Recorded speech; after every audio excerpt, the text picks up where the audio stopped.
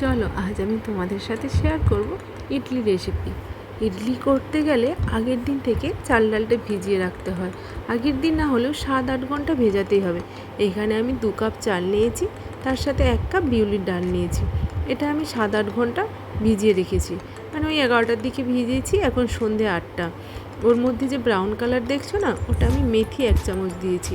ইডলির batter বানাতে গেলে না 1 চামচ মেথি দিও, এতে না স্পঞ্জি হয় খুব। আর তারপর আমি চাল আর ডালটা আলাদা আলাদাভাবে বেটে নিয়েছি। বেটে ওটা একসাথে মিশিয়ে এই ব্যাটারটাতে যতটা লবণ লাগবে তার হাফ পরিমাণ লবণ আমি আজ দেবো, আর বাকিটা কাল দেবো।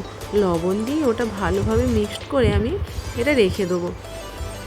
7-8 ঘন্টার মতো রাখতে হবে। আমি তো রাত্রে করেছি, এখন রাত 9টা, তাই আজ সারা রাত আমি বাইরে রেখে দেবো। এটা কিন্তু ফ্রিজে রাখলে হবে না। দেখো, কালকে হাফ পাত্র রেখেছিলাম, আজ ফুল পাত্র হয়ে গেছে, মানে খুব ভালো ফার্মান্টেড হয়েছে। ওই মেথিটা দেওয়ার জন্য না ফার্মান্টেডও খুব ভালো হয়, প্লাস ইডলিটা স্পঞ্জও খুব হয়। এবার আমি চলো ইডলিটা বানিয়ে নিই। তার জন্যই আমি প্রথমে ইডলি কুকারটা বসিয়ে দিয়েছি। এবার ইডলি প্যানটার মধ্যে আমি একটু তেল গ্রিস করে নেবো, এতে ইডলিটা খুব সহজে উঠে যাবে। আমি প্রত্যেকটাতে একটু সাদা তেল মিক্স করে নিচ্ছি। তারপর আমি ইডলি ব্যাটারটাতে, যেহেতু কাল বলেছিলাম না, হাফ লবণ দিচ্ছি, আর হাফ লবণ আর একটু আমার মনে হলো জল লাগবে, জল দিয়ে আমি এটা ভালোভাবে মিক্সড করে নেবো। ইডলি ব্যাটারটা কিন্তু খুব ভালো ফার্মান্টেড হয়েছিল, খুব স্পঞ্জি হয়েছে ইডলিটা। এবার আমি আরেকটু জল দিয়ে এটা করে নেবো। আর ইডলি ব্যাটারটা তোমরা 2-3 দিনের জন্য করতে পারো।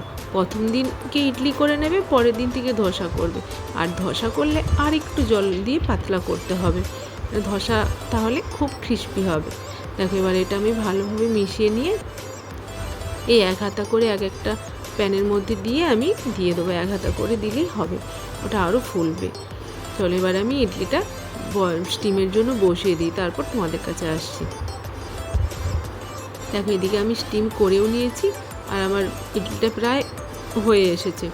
দেখো কত স্পঞ্জি হয়েছে, দেখলেই বুঝতে পারবে। যতই ছিদ্রগুলো থাকবে না, তার মানে ভাবে ইডলিটা খুব স্পঞ্জি হয়েছে, খুব স্পঞ্জি হয়েছিল ইডলিটা। দেখো, এদিকে আমার গরম গরম ইডলি রেডি, আর এর সাথে আমি সাম্বারও করেছিলাম।